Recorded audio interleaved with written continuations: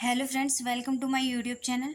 और आज हम क्लास 12th का फिजिक्स का एक मोस्ट इम्पोर्टेंट टॉपिक एलसीआर श्रेणी पथ एलसीआर सीरीज सर्किट पढ़ने वाले हैं। अगर आप भी बाई क्लासेस के साथ स्टडी करना चाहते हैं तो हमारे चैनल को सब्सक्राइब कर लें। तो यहाँ पर एलसीआर श्रेणी पथ क्या होता है? एलसीआर श्रेणी पथ, सोचो आप एक रेसिंग ट्रैक है और इस ट्रैक पर 3 तरह के ब्रेकर लगे हैं जो करंट, जो कि एक दौड़ते हुए खिलाड़ी की तरह, दौड़ते हुए प्लेयर की तरह है, को रोकने की कोशिश कर रही हैं, मतलब उसका ब्रेकर बन जाते हैं। तो ये ब्रेकर कौन कौन से होते हैं एलसीआर श्रेणी परिपथ में? फर्स्ट ब्रेकर होता है वो होता है प्रतिरोध, और प्रतिरोध को किससे शो करते हैं? प्रतिरोध को आर से शो करते हैं। अब प्रतिरोध क्या होता है? ये वो ब्रेक हैं जो करंट की एनर्जी को हीट यानी गर्मी के रूप में उड़ा देते हैं, और ये सबको बराबर इक्वल रोकते हैं। एंड सेकंड ब्रेकर क्या होता है हमारा? प्रेरकत्व इंडक्टर, इसको किससे शो करते हैं? इसको एल से शो करते हैं। ये क्या होता है? ये एक भारी टायर की तरह है जिसे घुमाना शुरू करना बहुत ही मुश्किल है, लेकिन ये क्या होता है? ये करंट को बढ़ने से रोकता है और ब्रेक की तरह काम करता है। नेक्स्ट ब्रेकर क्या है इसमें? नेक्स्ट ब्रेकर होता है हमारा कैपेसिटर संधारित्र। इसको किससे शो करते हैं? इसको करते हैं सी से शो। ये एक स्प्रिंग की तरह है जो करंट को आगे बढ़ने से रोकता है। तो ये तो थे हमारे एलसीआर श्रेणी पथ के ब्रेकर। अब देखते हैं प्रतिबाधा क्या होती है। प्रतिबाधा एलसीआर श्रेणी परिपथ में प्रत्यावर्ती धारा के प्रवाह में आने वाली कुल प्रभावी रुकावट यानी इफेक्टिव अपोजिशन को प्रतिबाधा कहते हैं, और इसे किससे शो करते हैं? इसको शो करते हैं जेड से।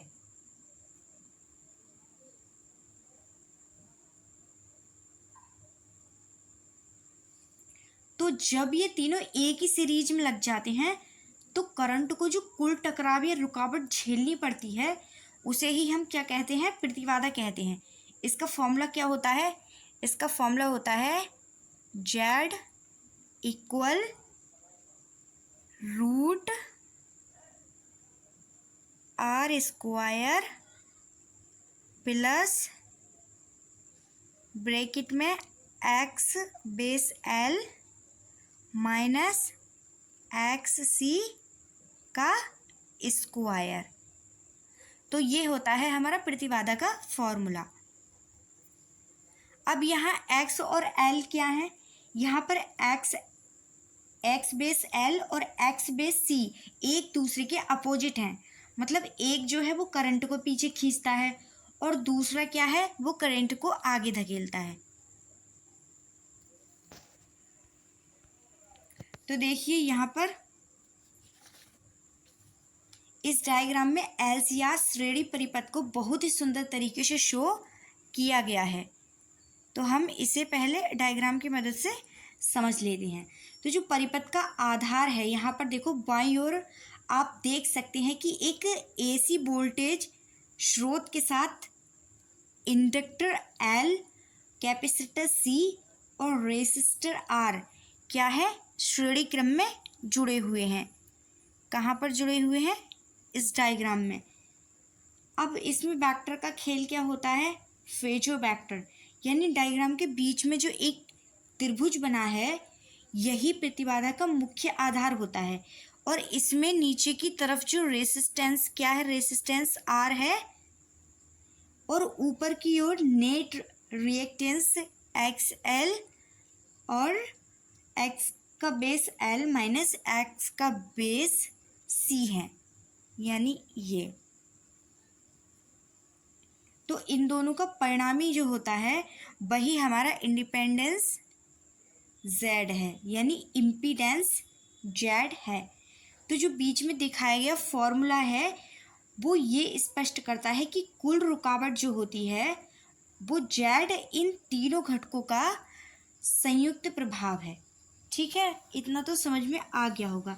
अब यहाँ पर जो इसमें जो फाई कोण दिख रहा है वह बताता है कि वोल्टेज और करंट के बीच कितना लैग या कितना लीड है। इसका मान क्या होता है? इसका मान होता है tan phi equal x base L minus x base C upon R. ठीक है, इतना समझ में आया? तो इससे इसका मान निकाला जाता है। अब दाईं ओर का वार ग्राफ देखो। यह ग्राफ यह दर्शाता है कि कैसे अलग अलग घटक आर, एक्स बेस एल और एक्स बेस सी मिलकर कुल रुकावट मतलब जेड बनाते हैं।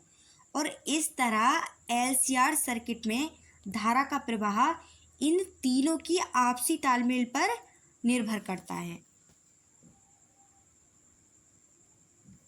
अब चलते हैं हम नेक्स्ट पॉइंट पर,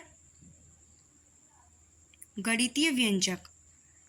यदि परिपथ में प्रतिरोध R, प्रेरणिक प्रतिघात XL equal omega L और धारतीय प्रतिघात X बेस C इक्वल क्या होगा 1 अपॉन ओमेगा C है, तो प्रतिबाधा का सूत्र क्या होगा?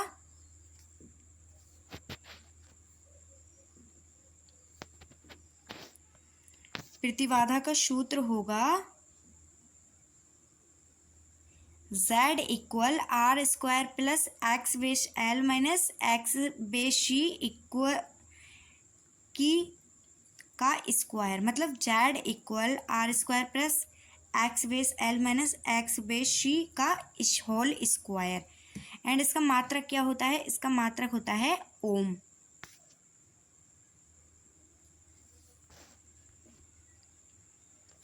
अब कलांतर क्या होगा? यहाँ पर कलांतर होगा tan phi equal R X base L minus x base C. अब आता है हमारा नेक्स्ट टॉपिक, अनुनाद। नेक्स्ट टॉपिक क्या है हमारा? अनुनाद। अनुनाद क्या होता है? एलसीआर परिपथ की वह स्थिति जब परिपथ का प्रेरणिक प्रतिघात यानी एक्स बेस एल और धारतीय प्रतिघात एक्स बेस सी आपस में बराबर हो जाते हैं, मतलब इक्वल हो जाते हैं, तो इसे कहते हैं अनुनाद।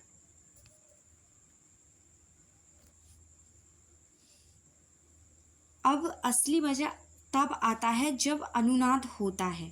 तो सोचो कि तुम और तुम्हारा जो दोस्त है वो झूला झुला रहे हो किसी को, और अगर तुम झूले के पीछे से बिल्कुल सही तालमेल यानी सही टाइमिंग से धक्का देते हो जिसको झूला झुला रहे हो, तो झूला जो है बहुत ऊंचा जाता है।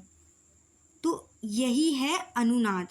एंड फिजिक्स में जब करंट की फ्रीक्वेंसी ऐसी हो जाए कि प्रेरकत्व की रुकावट एक्स बेस एल और संधारित्र की रुकावट एक्स बेस सी एक दूसरे को काट दें, तो सर्किट में रुकावट जो है वो सबसे कम हो जाती है।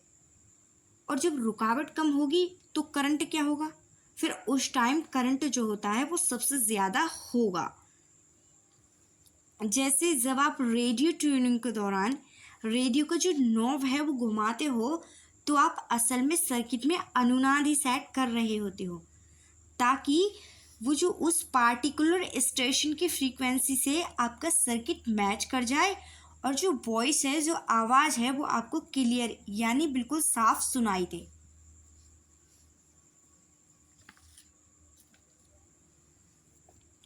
तो जो अनुनाद है वो एलसीआर परिपथ की वह विशेष स्थिति है जब प्रेरक प्रतिघात एक्स बेस एल और धारतीय प्रतिघात एक्स बेस सी आपस में बराबर हो जाती हैं। यही स्थिति अनुनाद कहलाती है। और इस स्थिति में डायग्राम का जो फॉर्मूला होता है वो क्या होता है?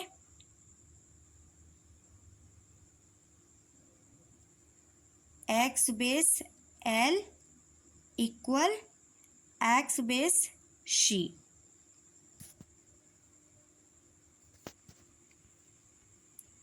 अनुनाद की मुख्य विशेषताएं क्या हैं?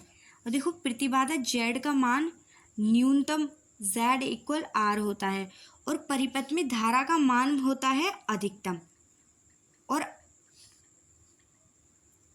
प्रतिबाधा क्या होगी? इस स्थिति में प्रतिबाधा न्यूनतम होती है क्योंकि Z equal R square plus 0 into 2 equal क्या होगा? R। धारा कितनी होगी यहाँ पर? परिपथ में धारा का मान अधिकतम होता है यानी I maximum equal B upon R।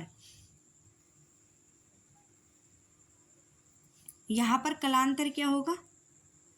Voltage और धारा समान कला यानी सेम फेज में होते हैं अर्थात फाई इक्वल 0 और अनुनादी आवृत्ति क्या होगी?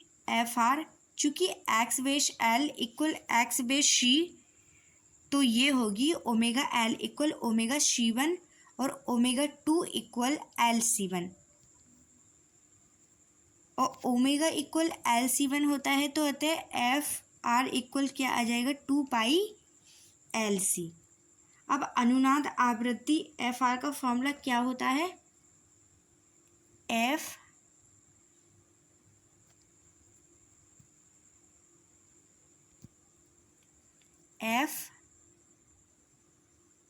FR equal 1 upon 2 pi root LC। ये होता है इसका फॉर्मूला। तो अनुनाद क्या है? अनुनाद वो म्यूजिकल फ्रीक्वेंसी है जहाँ रुकावट खत्म हो जाती है और करंट फुल पावर में बहता है। तो फ्रेंड्स, कैसी लगी हमारी आज की क्लास? वीडियो अच्छी लगी तो वीडियो को लाइक करें, चैनल को सब्सक्राइब कर लें। मिलते हैं अगली क्लास में एक अलग टॉपिक के साथ। तब तक के लिए जय हिंद।